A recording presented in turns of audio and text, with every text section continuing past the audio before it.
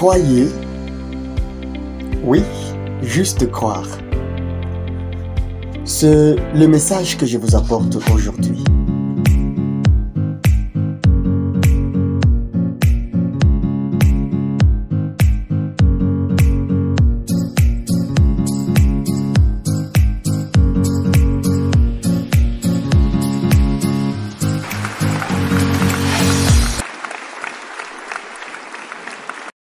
Vous me direz, je ne sais pas par quoi vous passez. Exact, je ne sais pas. Et peut-être, je ne peux même pas vous comprendre, c'est sûr. Le voisin ne vous a pas compris. Telle personne auprès de qui vous êtes allé chercher la solution ne vous a pas accordé la solution. Telle formule que vous avez essayé d'utiliser n'a pas bien fonctionné, vous voilà endetté, vous voilà dans un trou, dans le noir, dans le sombre. Hier, vous aviez encore des mots à dire. Aujourd'hui, vous n'avez même plus le courage d'en parler. Hier, vous aviez un carnet d'adresses bien rempli, des personnes à contacter. Je vais dire ceci à tel, je vais dire ceci à tel autre. Je vais dire ceci à celui-ci. Je vais présenter ceci à celui-là. Je vais passer par ici. Je vais le voir. Je vais même patienter chez lui jusqu'à ce qu'il arrive. Je vais chercher des unités pour l'appeler au téléphone. Je vais chercher le forfait internet pour me rassurer qu'il a reçu mon message. Je vais lui envoyer autant de messages. Vous avez fait tout ça. Aujourd'hui, votre carnet s'est épuisé. Pour trouver une seule personne à contacter, vous commencez à réfléchir. Vers qui est-ce que je vais aller? Eh bien, au milieu de tout ça, quand vous pensez que votre tête porte le poids de la terre, quelqu'un dira même, je pense avoir fini ma partie. Je peux rentrer auprès du Père. Tant mieux pour moi ne plus rester sur cette terre. Puisque la résolution des problèmes, et voilà un autre qui arrive. Vous aviez encore une sorte de base arrière quelque part. Vous aviez un coffre ou une sorte de réserve destinée à vous sauver en cas de crise. Hélas, la réserve est aussi finie. Vous avez compté sur des gens, vous avez prêté votre confiance aux gens, ça n'a pas allé. Vous avez laissé votre demande. Vous avez fait tout ce qu'il fallait faire. Et aujourd'hui, vous avez l'intention d'avoir combattu pour rien. Vous avez fourni des efforts pour que la situation puisse changer. Hélas, rien de bon n'est arrivé. Le message que j'ai pour vous aujourd'hui, c'est de continuer à croire. Oui, croyez. Continuez à croire. Vous savez, quand nous arrêtons de croire, c'est la panique qui s'installe. C'est la peur qui nous gagne. Nous avons peur d'avoir honte auprès de celui-ci ou de celui-là. Nous avons peur de perdre ce marché. Nous avons peur de perdre cette relation. Nous avons peur que ça ne puisse pas fonctionner tel que nous étions en train de l'attendre. Nous avons peur que la solution ne puisse pas venir. Nous avons peur même de l'ombre. Nous avons peur même du vent qui souffle autour de nous. Nous avons peur des gens qui toquent à notre porte, puisque nous pensons qu'ils viennent nous rappeler le problème ou nous rappeler que la situation n'est pas encore résolue. Nous avons peur de tout et de rien. C'est ce qui arrive lorsque nous arrêtons de croire. Et ce qui n'est pas bon avec la peur, c'est que ça affecte notre âme, ça affecte notre corps aussi. La peur nous bouffe de l'énergie. La peur nous fait sentir mal à l'aise. La peur de l'inconnu, de ce qui pourra arriver, du chaos, de la riposte, du cas adverse face au mal que nous avons fait hier, ou d'un dommage que nous n'avons pas encore réparé. Quand il n'y a pas la foi, eh bien la peur s'accumule. Peur sur peur, peur sur peur. Pourtant, votre peur ne va rien changer de cette situation-là. Écoutez, nous avons peur. Chacun a ses peurs. Chacun de nous a ses propres peurs. Mais au milieu de toutes ces peurs, je nous demande juste de croire. De continuer à croire. Nous avons peur de ce qui peut nous arriver. Nous avons peur de ce qui peut arriver à notre entreprise, de ce qui peut arriver à notre famille, de ce qui peut arriver à tel ou tel autre que nous connaissons. Nous avons peur de ce qui peut arriver même dans notre pays, à cause de ceci ou de cela. Écoutez, au milieu de tout ça, je nous appelle à une chose, croire et croire encore. Je ne cesserai de vous le rappeler, il y a des gens qui vivent dans de pires conditions que celles dans lesquelles vous vous retrouvez maintenant. Pensons à Moïse dans la Bible. Un libérateur qui vient prendre tout un peuple. Eh bien, je vous amène dans la terre promise. Quoi? Tu nous amènes où? Dans la terre promise. Très bien, on te suit. Et tu es avec qui t'a envoyé? C'est ton Dieu ou c'est votre Dieu qui m'a envoyé? Êtes-vous sûr qu'il vous a envoyé? Oui, venez, je vous amène dans la terre promise. Et voilà le peuple qui suit Moïse. En suivant Moïse, c'était la joie d'être libérés. Ils ont vu des signes, les 10 plaies qui ont frappé l'Égypte. Et ils ont dit, waouh, quel Dieu merveilleux. Il fait des miracles. Exactement, il fait des miracles. Mais ce n'était pas la fin de l'histoire. Et voilà, comme dans un film d'horreur, l'armée de Pharaon qui vient par derrière. Devant, c'est la mer Rouge. Où sont-ils? Ils sont au désert. Waouh! Moïse, qu'est-ce que tu nous fais? Qu'est-ce que tu nous as fait? C'est là que j'attends des vieux en train de dire, nous avions déjà perdu la tête à te suivre. Et nous n'avions même pas raison d'écouter un seul mot de ta part. Je peux m'imaginer des femmes en train de dire, oh là là, qu'est-ce que nous allons devenir? Vaut mieux être esclaves en Égypte que de subir ce que nous sommes en train de subir maintenant. Écoutez, j'arrête de décrire les scénarios que Moïse a connus. Je ne vais pas poursuivre avec ce scénario-là. Je ne vais pas continuer à m'imaginer tout ce qui était arrivé quand des trompettes de l'armée de Pharaon sonnaient derrière le peuple d'Israël pour dire « Nous venons vous récupérer, vous allez retourner bientôt dans ce que vous avez abandonné. » Que de fois, on se sent libéré d'une chose, et bien pire que le chaîne d'hier, on se retrouve face aux chaînes de fer. Si hier il y avait des chaînes, disons fragiles, et on se retrouve maintenant face aux chaînes dures à casser. Ce n'est pas fini. Vous pouvez avoir cru aux hommes. Eh bien, les hommes déçoivent. Ils peuvent mourir, ils vont vous décevoir. Vous pouvez avoir cru à vos richesses. Vous avez mis votre espérance, votre foi dans vos richesses. Eh bien, n'importe quand, un riche peut devenir pauvre à la minute. Eh bien, je pèse mes mots, à la minute. Vous pouvez avoir cru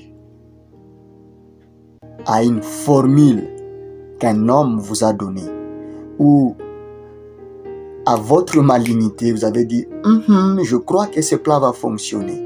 Et bizarrement, les choses n'ont pas marché comme vous l'aurez souhaité. Je vous rappelle une chose. Croyez. Continuez à croire. Croyez encore. Croyez et croyez encore. En vos capacités, non. À ces voisins-là pour venir vous secourir, non, non. À l'oncle, au grand frère, à la grande sœur, à celui-ci, à celui-là, à tel ami, non. Croyez plutôt à celui qui peut dicter le voisin, à celui qui peut dicter votre frère ou votre sœur, celui qui a le pouvoir, le plein pouvoir sur tout. C'est lui qui a le cœur des rois entre ses mains, tel que la Bible nous le dit. Le cœur du roi, le cœur des rois sont entre les mains de Dieu. C'est lui qui peut incliner le cœur du roi à votre faveur. Imaginez-vous Esther. Esther, qui étant reine dans un royaume, et son peuple était sur le point de périr. Elle n'a pas mis sa force dans sa position de reine du royaume. Non, non. Elle n'a pas osé faire ça. Esther n'a pas osé dire « Je suis belle, je vais venir devant le roi et lui dire tout ce que je veux et la question du coup va s'arranger. » Esther n'a pas fait ça. Esther a placé sa confiance en Dieu, le Dieu qui avait le cœur de son époux entre ses mains. Écoutez, c'est la première chose que je vous dis, croyez. Croyez en Dieu. Peut-être vous avez arrêté de croire à cause de tout ce que vous avez connu autrefois.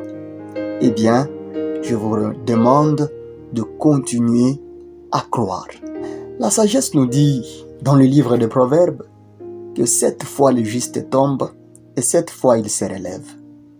Peut-être le calme d'autrefois vous a fait perdre votre foi à Dieu. Et vous avez dit, je peux vivre sans Dieu. Et au finish, face au mur, vous dites, comment vais-je revenir devant celui que j'ai trahi dans le péché? Dieu est prêt à vous recevoir tel que vous êtes. Quand vous croyez en Dieu, il y a alors de l'espérance pour vous et pour cette vie ou dans cette vie d'ici-bas et pour la vie à venir. Deuxième chose, pour aujourd'hui, en croyant à Dieu, cherchez à décrocher ses promesses. Demandez à Dieu qu'est-ce qu'il dit de votre situation ou qu'est-ce qu'il a déjà dit de votre situation. Étant fils et non mendiants dans le palais du Père, vous allez demander à Dieu, par la foi, d'alléger vos fardeaux et de s'impliquer dans votre situation. J'aime une chose avec Dieu, c'est qu'il nous dit, il n'est point un homme pour mentir, ni un fils de l'homme pour se repentir. Ce qu'il promet, il l'exécute. Ah, il nous le dit dans Nombre. Et en Ecclésiaste, on nous dit, il fait chaque chose bonne à son temps. D'où la troisième chose, la patience.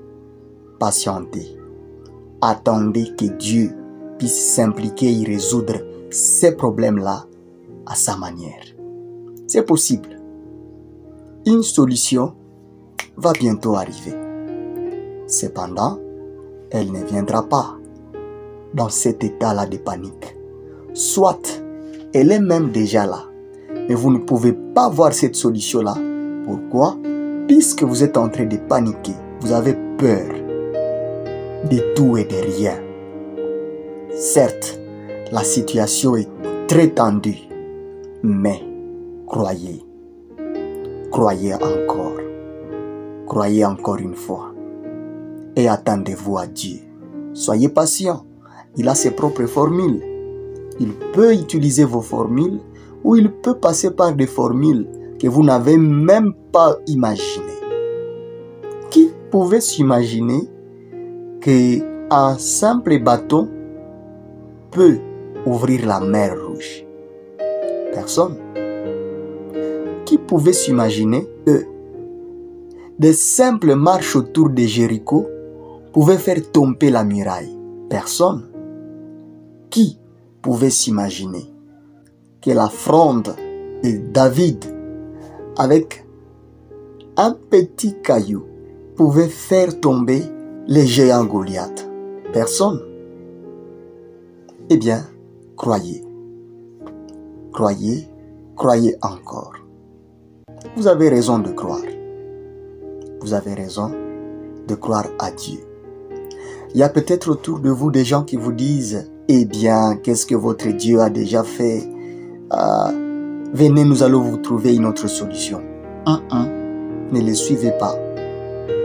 Attendez-vous à Dieu. Dieu va faire quelque chose qui va vous étonner. Laissez passer 7 minutes. Laissez passer 1 heure. Laissez passer 2 heures.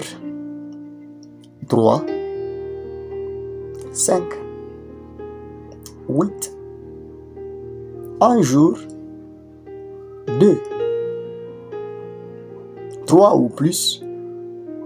Et n'arrêtez pas de croire. Rassurez-vous que Dieu va intervenir. Votre Dieu est vivant. Le Dieu à qui nous avons cru est vivant.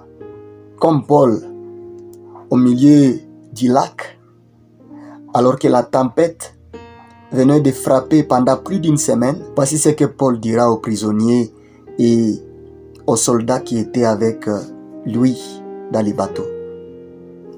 L'ange du Dieu auquel j'appartiens m'est apparu cette nuit et il m'a dit: ne vous fiez pas sur les dires des hommes. Voyez, Paul a dit, l'ange du Dieu auquel j'appartiens m'est apparu cette nuit et m'a dit. Qu'est-ce que Dieu vous a déjà dit? Qu'est-ce que Dieu vous dit aujourd'hui? Est-ce qu'il a déjà retiré sa parole? Tant que la parole de Dieu n'est pas encore retirée, n'arrêtez pas de croire. N'arrêtez pas de croire. Eh bien, la parole de Dieu ne sera pas retirée. Quelle bonne nouvelle. Les hommes peuvent retirer leur parole. Je t'ai promis ceci, vu ce qui est arrivé à mon fils, ou à ma fille, ou à mon boulot, ou à ceci. Je ne saurais pas. Je suis désolé de vous dire que ce que vous espériez recevoir de moi, ou tel service que j'allais vous rendre, ou ceci qui allait arriver à partir de cette action que nous allions poser ensemble. Je suis désolé de vous dire que ma santé n'est pas bonne.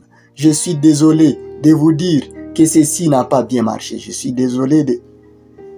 Dieu ne vous dira jamais je suis désolé. Non. Écoutez, c'est lui-même qui nous a dit: toutes choses passeront. La terre passe et ses convoitises, mais celui qui fait la volonté de Dieu demeure éternellement. Bien plus, il a dit que sa parole ne passera pas. Si sa parole n'est pas encore passée, appuyez-vous sur cette parole. C'est un abri sûr. Quand vous vous abritez dans la parole de Dieu, eh bien, vous êtes dans un endroit sûr. Ma prière pour vous aujourd'hui est que Dieu restaure votre foi. Que vous ne puissiez pas vaciller. Souvenez-vous que tout ce qui est né de Dieu triomphe du monde. Et la victoire qui triomphe du monde, c'est notre foi. Croyez. Croyez encore. Oui, croyez. Je vous demande de croire. C'est ce à quoi je vous appelle. Et je prie, vous qui venez d'écouter jusqu'ici, que Dieu puisse fortifier votre foi. Eh bien, veuillez excuser la qualité du son que vous écoutez. C'est directement pris à partir de mon portable.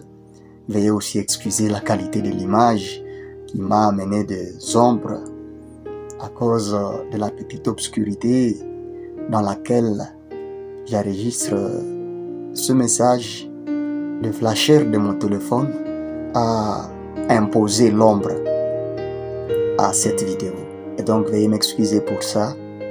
Nous espérons que avec le temps, Dieu va nous donner ce qu'il faut pour retenir des messages sans ombre ou une formule carrément divine qui, avec le temps, va nous amener à améliorer notre technique. Nous prions et nous avons besoin de bons studios pour réaliser tout ce que le Seigneur nous met à cœur de faire. Et hélas, pour le moment, souffrez de consommer ces brutes pris directement à partir de notre portable. Nous continuons à croire que Dieu pourvoira à ses besoins. Et dès qu'il le fera, vous le saurez. Quand le fera-t-il? Nous ne savons pas. Mais au moins nous savons qu'il le fera. Et pour votre situation, quand est-ce que Dieu va vous tirer de là? Il sait. Quand il va le faire. À vous de continuer à croire. Peu importe là où vous nous suivez, prenez juste quelques minutes de parler à votre Père. C'est votre Père. Parlez à Dieu. Dites-lui tout ce que le Saint-Esprit vous met en cœur de dire maintenant. Soyez bénis.